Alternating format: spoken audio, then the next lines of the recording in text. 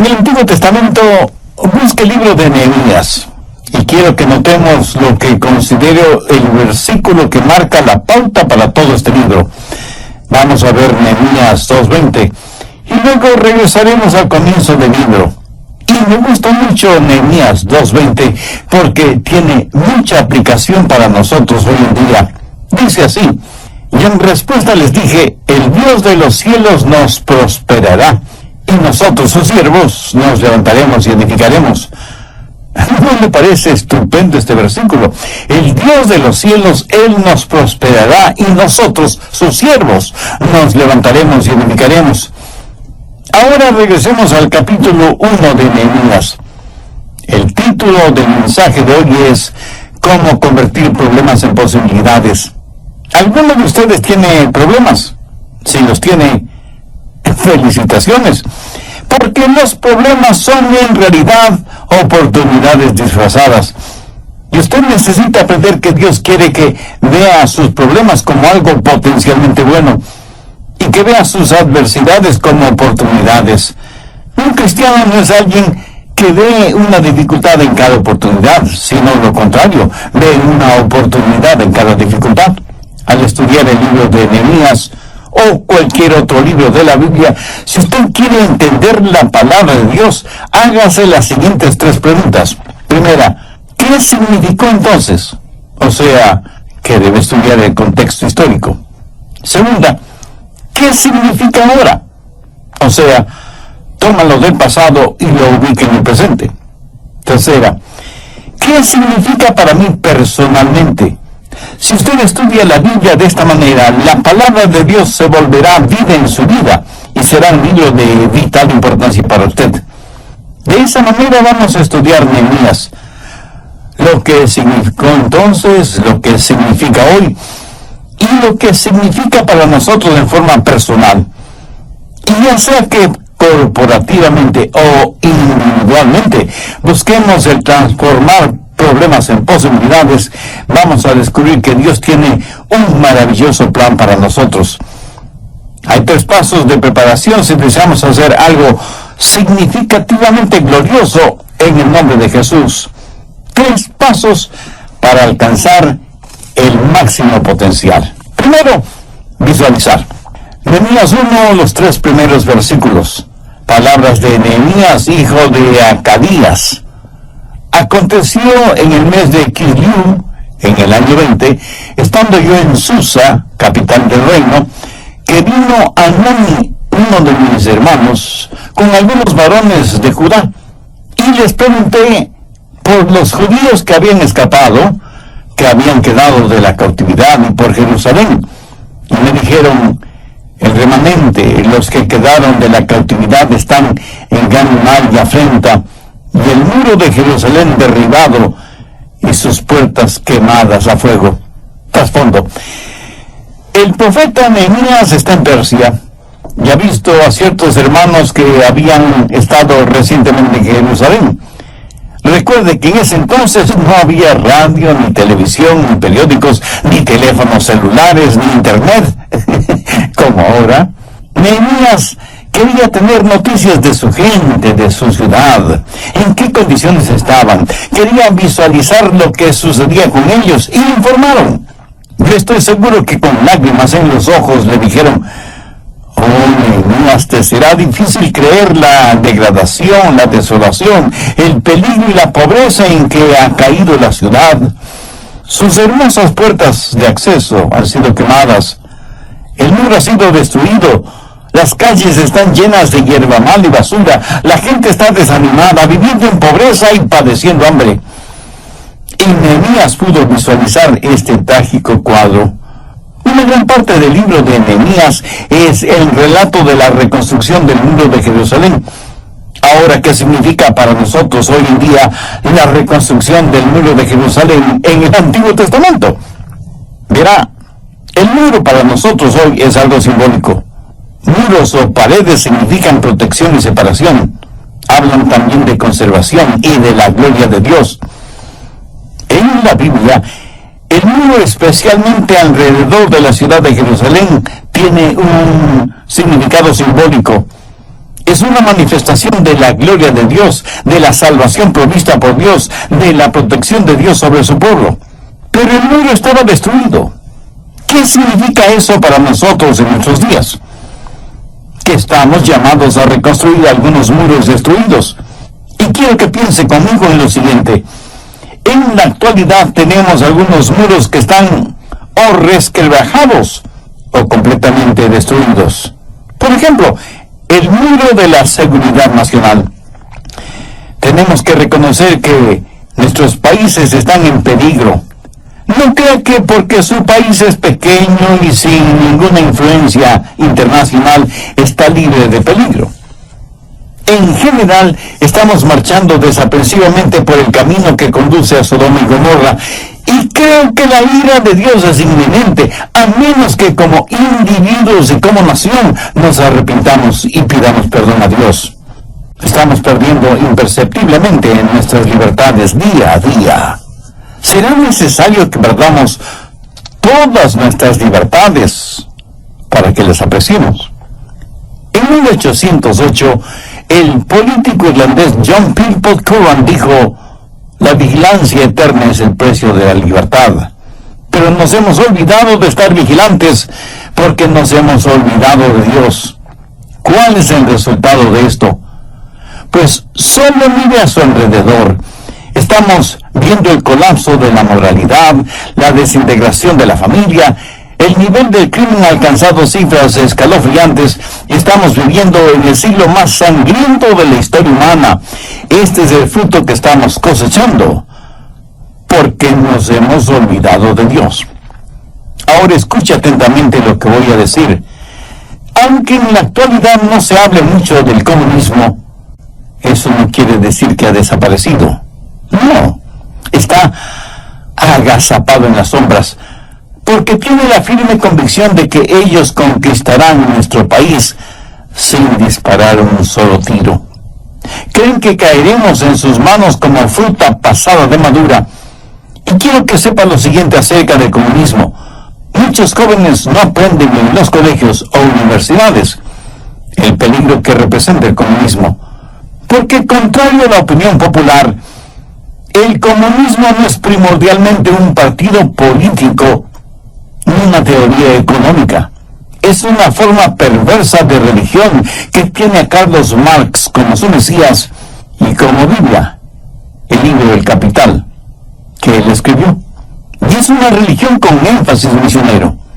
Sus misioneros van por todo el mundo predicando que Dios no existe. Y tienen que hacer esto porque si no lo hacen, su plataforma se vendría al suelo. El comunismo es una religión impía. Verá, una vez que se niega la existencia de Dios, entonces el ser humano ya no tiene ninguna importancia. El hombre no es más que materia en acción. No es alguien hecho a la imagen de Dios. Y como no es más que una máquina sofisticada, puede ser exterminada. Por eso no es extraño que este mismo momento en algunos países dominados por un comunismo extremista, miles de personas estén siendo asesinadas, porque el comunismo es indescriptiblemente inmoral en todos sus caminos. Y si es que el ser humano no es más que ser un animal, no debe extrañar a nadie que el comunismo trate a las personas como animales.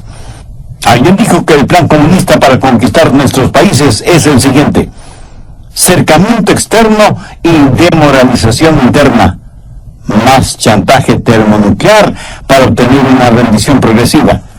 Y eso es exactamente lo que está pasando. Estamos rindiéndonos, renunciando a nuestras libertades morales y éticas día a día, paso a paso, camino hacia atrás, cumpliendo inocente o tontamente con la consigna comunista. Lo que muchos no comprenden es que el comunismo es una idea, una filosofía que no se puede eliminar con una bala. Lo único que puede vencer una idea es otra idea superior. Y esa idea superior no es el capitalismo, sino el cristianismo. La única cosa que podrá vencer a una impiedad militante será una piedad militante. Dicen que el promedio de existencia de una civilización es de 200 años y y que las naciones comienzan a sucumbir y las murallas de defensa derrumbarse en 9 ciclos. Primero, de la esclavitud a la fe espiritual. Segundo, de la fe espiritual al coraje, la osadía. Tercero, del coraje a la libertad. Cuarto, de la libertad a la abundancia. Quinto, de la abundancia al egoísmo. Sexto, del egoísmo a la complacencia. Séptimo, de la complacencia a la apatía. Octavo, de la apatía a la dependencia. Y noveno, de la dependencia, de regreso a la esclavitud. Creo que en términos generales, nosotros nos encontramos entre los ciclos 7 y 9. Las paredes se derrumban y necesitamos reconstruirlas para defender nuestra vida espiritual y nuestra nación. Armamento bélico tenemos más que suficiente, pero ya casi no tenemos armamento espiritual. Muchos países del mundo son áreas de desastre debido a inundaciones, huracanes, terremotos, deslizamientos. Eso en lo físico, lo material. En lo moral, hace 100 años, solo el 3% de los matrimonios terminaba en divorcio. En la actualidad, más del 60% de los matrimonios terminan en divorcio. ¿Se dan cuenta? En 100 años, el porcentaje de hogares destruidos ha ido del 3% al 60%. Las paredes morales casi han desaparecido. Tanto es así que hay un poderoso movimiento socioliberal que proclama que el divorcio es bueno y que en última instancia no son los padres los que deben encargarse de la educación y la formación moral y espiritual de los hijos, sino agencias y personas especializadas. Lo que están diciendo con esto es que quieren hacerse cargo de nuestros hijos, de nuestros nietos, para indoctrinarles y lavarles el cerebro para que estén listos a funcionar en la nueva sociedad que ya está siendo creada. Y tenemos que visualizar todo esto. No podemos ser como el avestruz enterrando nuestra cabeza en la arena, como si por eso la realidad dejara de ser realidad. Las paredes de la decencia se están destruyendo. Antes el material pornográfico solo se lo vendía en ciertos lugares de dudosa apariencia. Hoy encontramos material pornográfico en cualquier lugar de revistas, en librerías, en los aeropuertos y en la actualidad en la internet, por supuesto. Ya nada nos sorprende ni nos llama la atención. Y aquello que antes nos hacía sonrojar, viéndolo en los demás, hoy nos divierte. Lo que era malo hasta hace unos pocos años atrás, ahora es bueno y aceptable. Y pavimenta así el camino para las cosas peores que vendrán en el futuro desde el punto de vista moral y ético. Tal parece que ya hemos llegado al fondo del tacho de la basura moral y espiritual. Y sin embargo, la mayoría de personas hacen bromas y se burlan de los mandamientos de Dios, especialmente el que dice que no debemos cometer adulterio. En nuestros días hemos aceptado la pornografía como una cosa natural, y eso asusta. Y la gente dice, pues no hace ninguna diferencia, la pornografía no afecta a nuestros hijos ni a nuestro matrimonio. Con todo respeto, pero tengo que decirlo, es una estupidez el decir que la pornografía no afecta a nuestra mente. Proverbios 6, los versos 27 y 28 dicen, ¿tomará el hombre fuego en sus senos sin que sus vestidos ardan? ¿Andará el hombre sobre brasas sin que sus pies se quemen? Escúcheme, ¿puede una persona comer solo basura sin que su salud sea afectada? Dicen que lo que nosotros o nuestros hijos miran en el cine o en la televisión no nos afecta en nada. Si eso es cierto, ¿por qué la industria y el comercio invierten millones de dólares en propaganda si las personas que miran y escuchan esas propagandas no van a ser afectadas o influenciadas de ninguna manera? ¿Por qué poderosas empresas pagan millones por un minuto de propaganda de sus productos en la televisión si saben que eso no afectará en nada a los televidentes? Por supuesto que somos afectados por lo que escuchamos y por lo que vemos, ya sea que se trate de productos alimenticios, de automóviles nuevos, de fisicoculturismo, de televisores de alta definición y principalmente de sexo.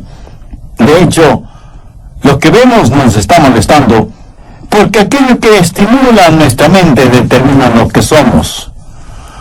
No en vano las murallas de la decencia moral están prácticamente en escombros. ¿Se ha percatado lo que está sucediendo en el sistema educativo? Hemos permitido que se prohíba la oración en las escuelas. O sea, hemos sacado a Dios de los centros educativos. Con Dios y sus palabras fuera de las aulas, se abrieron las puertas para el evolucionismo, el homosexualismo, el libertinaje sexual, el aborto, las enfermedades venéreas, la violencia, las drogas. Para poder poner en vigencia todas estas cosas, era necesario sacar a Dios y prohibir su palabra. Reconozco que probablemente hay profesores y profesoras que quieren enseñar a sus alumnos a que hagan lo correcto. Pero en nuestro mundo moderno, ¿quién determina lo que es correcto o incorrecto? Solamente Dios puede hacerlo. Por eso, como individuos y como nación, debemos retornar a Dios. ¿Cómo podemos gobernarnos moralmente? A menos que volvamos a pararnos sobre bases morales permanentes y no sobre una moral relativa que cambia de generación en generación de acuerdo a intereses o deseos personales. En el Salmo 11:3 leemos: si fueren destruidos los fundamentos, ¿qué ha de hacer el justo? Las murallas de la moral, de la decencia, de la doctrina están poco menos que en escombros. Debemos retornar a Dios. Con todo mi corazón, creo que no hay error tan grande que no pueda ser corregido, pero necesitamos una generación de pastores, de predicadores, que puedan declarar sin temor ni temblor: así dice el Señor. Necesitamos ministros que prediquen la infalible y eterna palabra de Dios con y por convicción, no por conveniencia. En el programa anterior mencioné que hay 3 pasos de preparación si deseamos hacer algo significativamente glorioso en el nombre de Jesús. Y hablé del primer paso, que es visualizar, o sea, imaginar en la mente, ver con la mente algo que no se ha realizado o que está distante. Y eso es lo que pasó con Nehemías en relación con Jerusalén. Él estaba en Susa, en Persia, y recibió noticias de que los muros de Jerusalén estaban destruidos y las puertas quemadas. Y dije que por analogía hemos permitido que nuestros muros de moralidad y decencia sean destruidos poco a poco, permitiendo que un liberalismo teológico y doctrinal se infiltre en las iglesias. Por eso en algunas iglesias ya no se predica en realidad la palabra de Dios, sino el pensamiento de los hombres. Desde algunos púlpitos se hace más y más énfasis en que nosotros somos los capitanes de nuestro propio destino, que depender de la seguridad de las promesas de Dios. El tema de predicación actual parece ser la tolerancia. Y aunque lo que dicen suena muy bonito y atractivo, no es bíblico. Pero muchas personas, aún creyentes, piensan que en verdad debemos ser tolerantes. Mi amigo, si usted piensa así, está en su derecho. Siga siendo tolerante y terminará tolerando todo, hasta lo intolerable. Continuemos.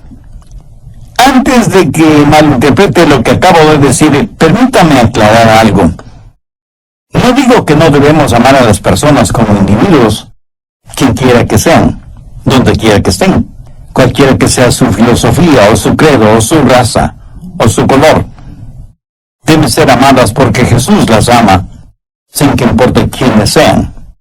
Pero no debemos tolerar filosofías o credos o enseñanzas impías que minimizan quién es Dios y destruyen las fibras espirituales, éticas y morales, no solo de las personas, sino también de las naciones. Segundo paso, agonizar. Nehemías 1:4. Cuando oí estas palabras me senté y lloré, e hice duelo por algunos días. Y ayuné y lloré delante del Dios de los cielos. ¿Qué clase de oración fue esa? Fue una oración de contrición. Fue una oración en donde Nehemías lloró amargamente e intensamente por su ciudad. En nuestro mundo moderno parece que ya nos sentimos con esa intensidad. Ni las gentes, ni las iglesias, ni las naciones oran y lloran. Hemos perdido hasta la capacidad de sonrojarnos. ¿Cuándo fue la última vez que usted tuvo o estuvo en una vigilia de ayuno y oración? ¿Cuándo fue la última vez que usted lloró por el alma de una persona no salva? En la actualidad oramos en lágrimas, damos en sacrificio, y el ayunar es casi desconocido, aún entre gente religiosa. Entonces no debe llamarnos la atención el que sembremos y nada cosechemos. Llorar, orar, ayunar, buscar afanosamente el rostro de Dios es una virtud que se ha perdido. Y no hay forma de regresar a Dios a menos que comencemos a orar con contrición, con quebrantamiento interior. Pero la oración de Nehemías no solo fue de contrición, sino también de confesión. Mire lo que dice en el verso 6. Esté ahora atento tu oído y abierto tus ojos para oír la oración de tu siervo, que hago ahora delante de ti día y noche, por los hijos de Israel, tus siervos, y confieso los pecados de los hijos de Israel que hemos cometido contra ti.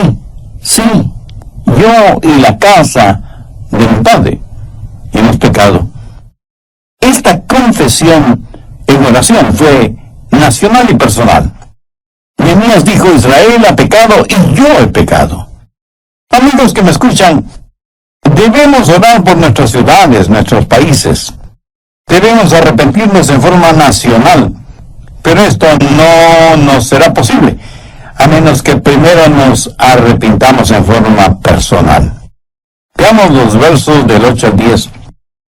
Acuérdate ahora de la palabra que diste a Moisés tu siervo, diciendo, si vosotros pecareis, yo os dispersaré por los pueblos, pero si os volviereis a mí, y guardareis mis mandamientos, y los pusiereis por obra, aunque vuestra dispersión fuere hasta el extremo de los cielos, de allí os recogeré, y os traeré al lugar que escogí para hacer habitar allí mi nombre.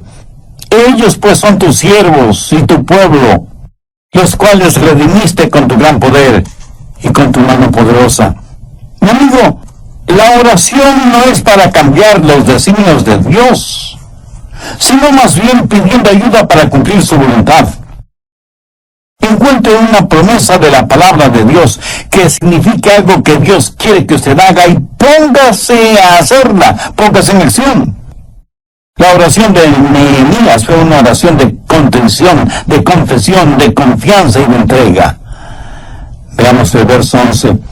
Te ruego, oh Jehová, esté ahora atento tu oído a la oración de tu siervo y a la oración de tus siervos, quienes desean reverenciar tu nombre. Concede ahora buen éxito a tu siervo y dale gracia delante de aquel varón, porque yo servía de copero al rey. Nehemías tenía un trabajo muy importante. Era copero de este rey rico, importante, y se daba el lujo de tener un copero que todos los días venía trayendo para el rey vino y deliciosos bocaditos. Ser copero del rey era un trabajo muy importante y muy bien remunerado, porque tenían que estar con el rey siempre, aún en los momentos más personales, a menos que el rey manifestara lo contrario. Por lo tanto, Nehemías estaba ajeno a la pobreza, a la degradación y a la destrucción detrás de las murallas de Jerusalén. Estaba cómodo y tranquilo en el palacio, desempeñando fiel y honestamente su trabajo. Pero Dios tenía planes especiales para él. Cuando Nehemías tuvo noticias de lo que sucedía en Jerusalén, se dijo, por la gracia de Dios voy a involucrarme en esa obra. Dios, sé que me estás llamando y sé que prosperarás la obra que me has confiado. No me importa abandonar la comodidad, riqueza, e influencia que tengo aquí en el palacio. Quiero entregarme por completo a tu voluntad. Tercer paso, organizar. La gente a veces se vuelve tan espiritual que fracasa en hacer cosas prácticas. Lo extraordinario de Nehemías es que él fue profundamente espiritual e intensamente práctico.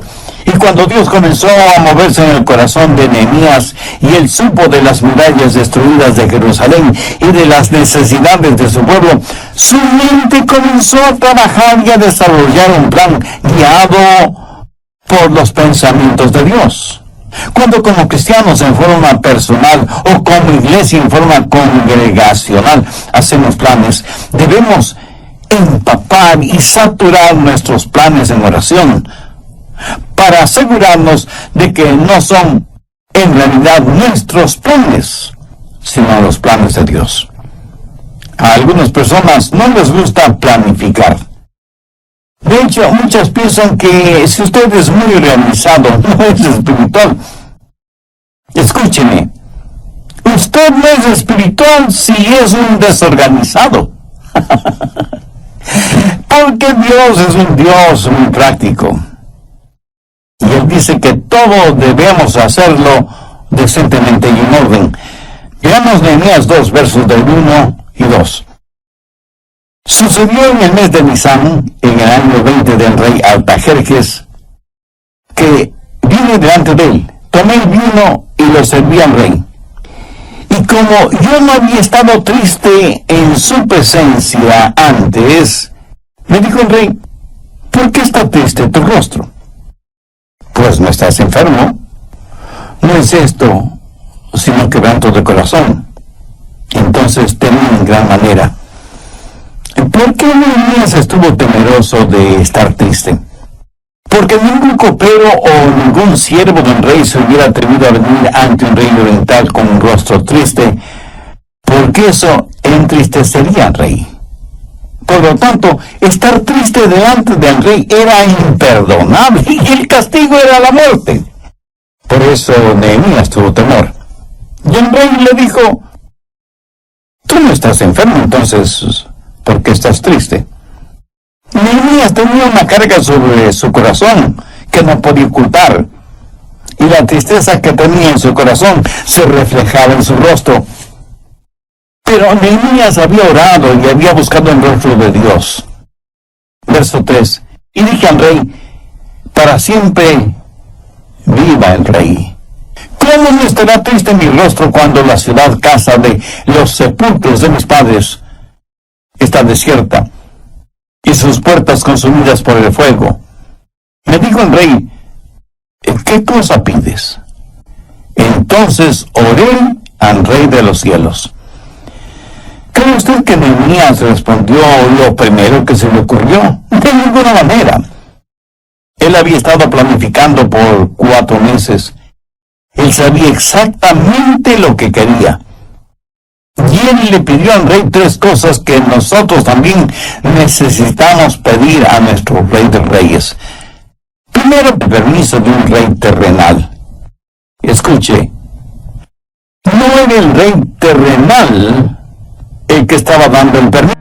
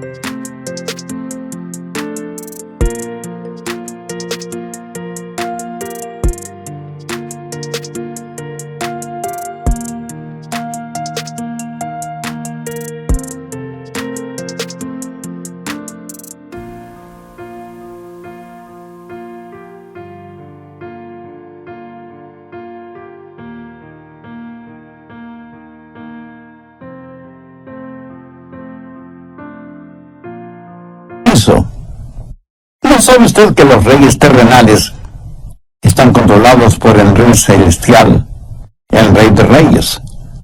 La Biblia dice que el corazón del rey está en manos del Señor, y como ríos de agua, lo dirige como Él quiere. Segundo, pidió la protección del rey. Verso 7. Además, dije al rey, si le place al rey, que me den cartas para los gobernadores al otro lado del río, para que me franqueen el paso hasta que llegue a Judá. Nehemías le está diciendo al rey que al viajar y cruzar fronteras, muchos le preguntarán quién es él y qué autoridad tiene. Por eso le solicita documentos oficiales que prueben que tiene el permiso del rey Artajerjes. En otras palabras, Nehemías le dice al rey, rey, quiero tu protección. Amigo, ¿no le da gozo el saber que como hijo de Dios, usted tiene la protección del Rey del universo? ¿No le fascina y emociona el saber que todas sus promesas están en la Biblia? ¿No le parece maravilloso el que Él nos haya dado autoridad? Jesús nos ha dado autoridad sobre el poder del enemigo, porque Él mismo dijo, toda potestad, o sea, autoridad, me es dada en el cielo y en la tierra, por tanto, id y haced discípulos a todas las naciones, y yo estoy con vosotros todos los días hasta el fin del mundo. Tercero, solicitó la provisión del rey. Veamos Nehemías 2:8. Y carta para Asaf, guarda del bosque del rey, para que me dé madera para enmaderar las puertas del palacio de la casa, y para el muro de la ciudad, y la casa en que yo estaré. ¿Qué está diciendo? El rey, para lo que es necesario hacer y construir, se requiere una buena cantidad de materiales. Ahora, note con mucho cuidado lo que Nehemías dice al final del verso 8. Y me lo concedió el rey según la benéfica mano de Dios sobre mí. ¿Lo ven?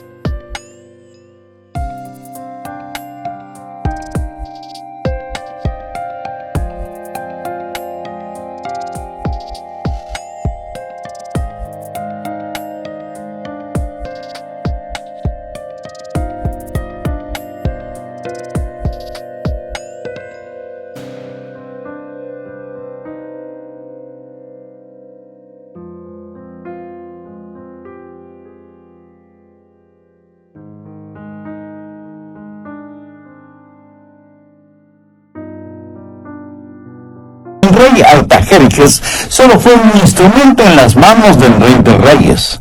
Anote al margen Proverbios 21:1. Como los repartimientos de las aguas, así está el corazón del rey en manos de Jehová, a todo lo que él quiere lo inclina. Escúcheme, hasta que usted no vea, por así decirlo, la carga que el Señor le ha dado y agonice frente a esa responsabilidad y confiese sus pecados y entregue en forma total su ser a la voluntad de Él, usted no tiene el derecho de organizar nada o empezar nada. Usted debe ser capaz de decir, Dios, solicito tu permiso, quiero tu protección y necesito tu provisión porque estoy listo para la labor. Ahora, yo no estoy hablando de construir un edificio, estoy hablando de construir una vida, de construir una familia, de construir buenas relaciones interpersonales. Ya es tiempo de que los hijos e hijas de Dios empiecen a actuar como eso, como hijos e hijas de Dios. La Biblia dice que los hijos de Dios harán cosas extraordinarias. Yo pido que usted sea ayudado por Dios, para que Dios le ayude a usted, para que Dios me ayude a mí, nos ayude a nosotros a entender lo que esos acontecimientos significaron entonces, lo que significan ahora y lo que significarán para nosotros en forma personal. ¿Qué es lo que Dios le está enseñando a usted, a mí ahora mismo, en el lugar en el cual Él nos ha puesto? Que ya es tiempo de que sintamos ansiedad y hasta desesperación por realizar la labor que Dios nos ha dado. Voy a orar una pequeña oración y le invito para que usted ore también conmigo si es que aún no tiene a Cristo como su Salvador. Ore con sus propias palabras, pero ore con convicción, con fe, sinceramente. Eterno Dios, gracias por darme este impacto espiritual por medio del mensaje de tu palabra. Y reconozco que hasta ahora solo he vivido un ritual religioso, no una relación de compromiso contigo. También sé que soy pecador y que necesito de tu gracia y tu misericordia. Querido Señor Jesús, tú sacrificaste tu preciosa vida en la cruz del Calvario como pago por la culpa de mis pecados para perdonarme, limpiarme, salvarme y darme vida abundante. Hoy te recibo como mi Salvador y mi Señor. Hazme la clase de persona que tú quieres que sea. Lo pido en tu santo nombre.